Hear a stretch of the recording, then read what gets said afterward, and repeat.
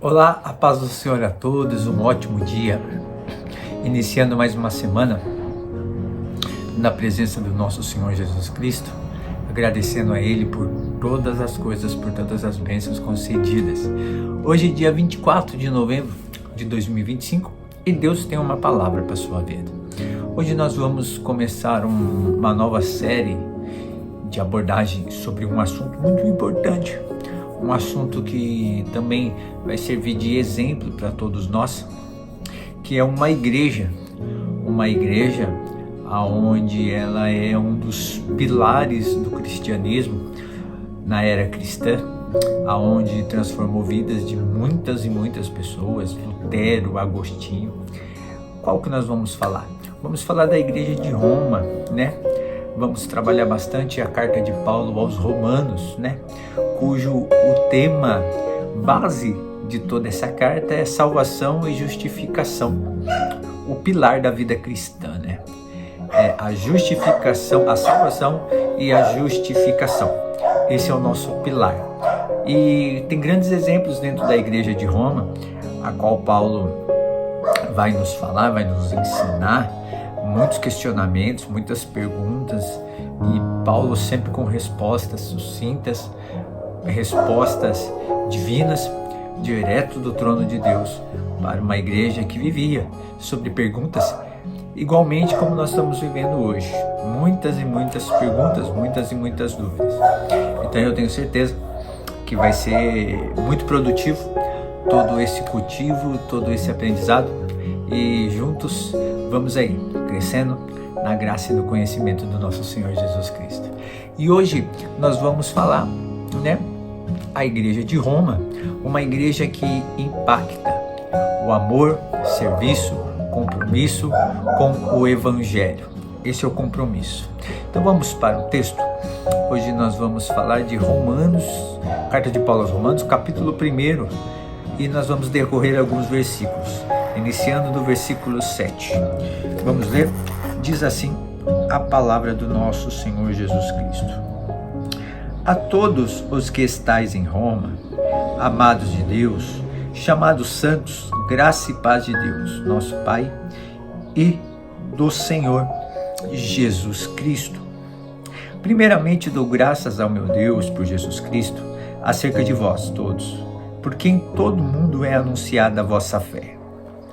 Porque Deus, a quem sirvo em meu espírito, no Evangelho de seu Filho, me é testemunha de como incessantemente faço menção de vós, pedindo sempre em minhas orações, que, em algum tempo, pela vontade de Deus, se me ofereça boa ocasião de ir ter convosco.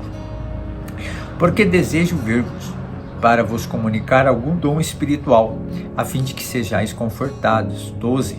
Isto é, para que juntamente convosco eu seja consolado pela fé mútua, tanto vossa como minha. Não quero, porém, irmãos, que ignoreis que muitas vezes propus ir ter convosco, mas até agora tenho sido impedido. Mas também ter entre vós algum fruto, como também entre os demais gentios. Eu sou devedor tanto a gregos como a bárbaros, tanto a sábios como a ignorantes, e assim, quanto está em mim, estou pronto para também vos anunciar o Evangelho, a vós que estáis em Roma. Agora eu quero já partir também para o capítulo 16 de Romanos, capítulo 16 de Romanos, verso 3 ao 7, que diz assim: Saudai a Priscila e a Áquila, meus cooperadores em Cristo Jesus, os quais pela minha vida expuseram a sua cabeça, o que não só eu lhes agradeço, mas também todas as igrejas dos gentios. Saudai também a igreja que está em sua casa. Saudai a Epeneto, meu amado, que é as primícias da asa em Cristo. Saudai a Maria, que trabalhou muito por nós. Saudai a Andrônico e a Júnia, meus parentes e meus companheiros na prisão, os quais se distinguiram entre os apóstolos e que foram antes de mim em Cristo. E o verso 16: saudai-vos uns aos outros com o santo ósculo. As igrejas de Cristo vos saúdam. Glória a Deus por essa palavra. Paulo iniciando no capítulo 1, né, uma introdução, uma carta de apresentação, saudando a igreja, e depois no verso 16 falando as pessoas, dando nomes às pessoas que são seus cooperadores. Então, no verso 7, a saudação e identidade da igreja de Roma. A igreja é composta por amados de Deus e chamados para ser santos. Amados e chamados para ser santos. É isso que uma igreja é composta. Nossa identidade precede nossa missão. Então, Deus define quem somos, chamados para viver separados para Ele. Então, viva lembrando que sua identidade não vem das lutas, erros ou passado. Você é amado e chamado por Deus. O compromisso com o Evangelho começa pela vida separada para Deus, no seu cotidiano, na sua vida, no seu modo de viver. No verso 8 ao 12, o desejo de ministrar a igreja, de visitar a igreja de Roma de Paulo. Paulo agradece pela fé deles. Ele deseja fortalecer e ser fortalecido pela igreja. Então, a fé que cresce se torna conhecida. Paulo, mesmo não visitando a igreja de Roma, a fé deles chegava, era anunciada até Paulo. Então, a fé deles crescia e era conhecida em todos os lugares. A autoridade espiritual não exclui a mútua edificação. Então, relacionamentos na igreja devem fortalecer espiritualmente. Esse é o propósito. Até os líderes precisam de edificação. Humildade gera crescimento. Líderes não são super-homens.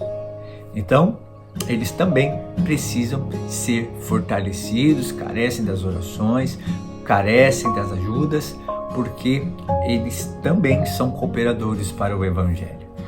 No verso 13 ao 15, um chamado a frutificar entre todos, um chamado para frutificar. A igreja é chamada para frutificar. Então Paulo deseja produzir fruto entre os judeus e gentios, assim como nós temos esse objetivo. Sente-se devedor a todos em anunciar o Evangelho. Isso é verdade. A partir do momento que nós negligenciamos o Evangelho para alguém que está do nosso lado, a gente é devedor. Devedor era uma rica oportunidade e nós deixamos ela passar. O Evangelho nos torna responsáveis pelas pessoas em nossa volta. A missão é para todos, sem distinção. Não é para o obreiro, não é para quem tem carteirinha. É para todos que foram chamados segundo o seu propósito.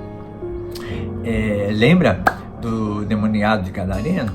Eles não deram uma carteirinha de apóstolo, de obreiro, de diácono para ele, não. Ele foi liberto, foi restaurado e foi anunciar a cidade de Gadara. A mulher samaritana também não foi chamada para ser missionária, nem evangelista. A partir do momento que ela encontrou a fonte da água, ela foi levar água para os sedentos de Samaria. Esse é o nosso objetivo. Então, nós temos uma dívida espiritual com nossa família, amigos, vizinhos. A nossa dívida é refletir Cristo, mostrar Cristo, revelar Cristo. E não precisa falar, só viver. Mas por que essa pessoa tão diferente, né? Nossa, sempre está sorrindo, sempre está alegre, nossa, ele tem um semblante, é uma paz estar do lado dela e você nunca falou para ela que você é cristão. E aí, de repente, a pessoa fala, você é cristão? Você é evangélico? Aí, pronto, abriu-se a porta. Então, você tem uma dívida espiritual. A frutificação acontece quando saímos da zona do nosso conforto. No verso 16, do capítulo 16, do verso 3 ao 5, a igreja que serve luta pelo Evangelho. Priscila e Áquila são chamados cooperadores e arriscaram a vida por Paulo, você viu? Paulo falou, Priscila e Áquila arriscaram a sua vida pela minha vida. Então, pessoas que estavam cooperando, pessoas que estavam auxiliando Paulo. Será que somos capazes de perder nossa cabeça pelo nosso pastor? Pelo nosso líder, por uma autoridade espiritual a qual nós estamos debaixo?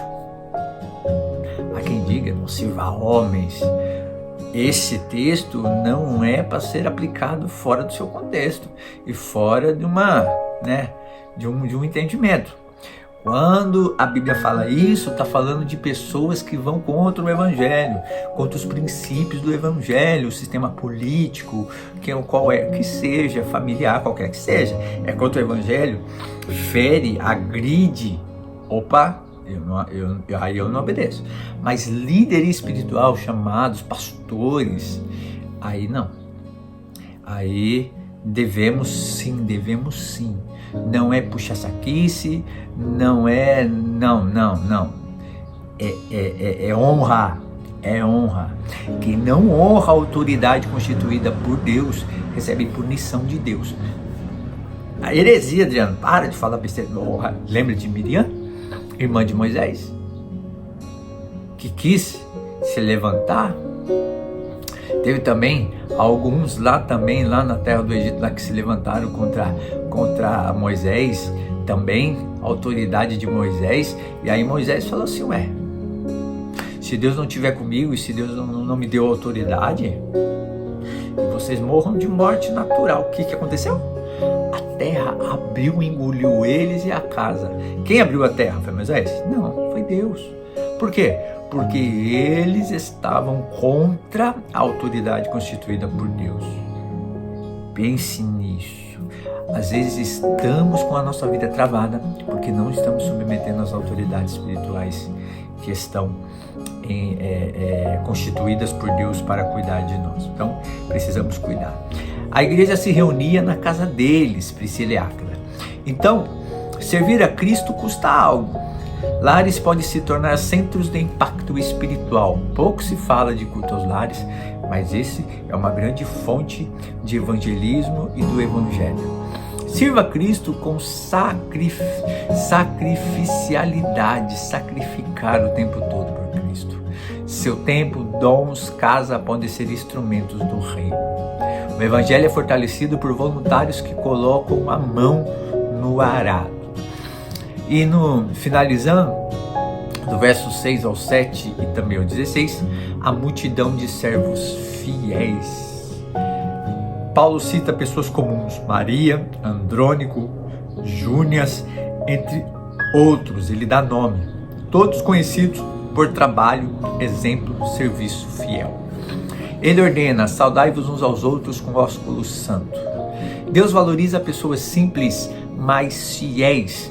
Deus não procura os doutores. Deus não procura os bem intelectuais. Não. Também usa, claro que usa. Mas ele capacita os seus escolhidos. Ele pega o pequeno para se tornar grande. É ele que faz tornar grande. Não somos nós. A comunhão sincera é parte essencial de uma igreja espiritual. Comunhão gera vida. Então, seu nome pode não ser famoso na terra, mas pode ser conhecido no céu pela fidelidade. Cultive comunhão verdadeira, respeito, honra e afeto cristão. Nós não precisamos ter os nossos nomes nos cartazes, mas precisamos ter o nosso nome no livro da vida do Cordeiro.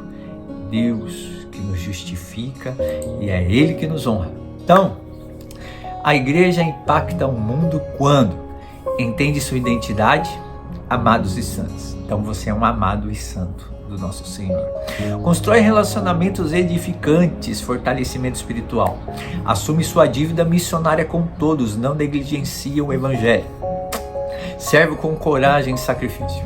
Valoriza os pequenos e promove comunhão verdadeira. Glória a Deus. Vamos orar?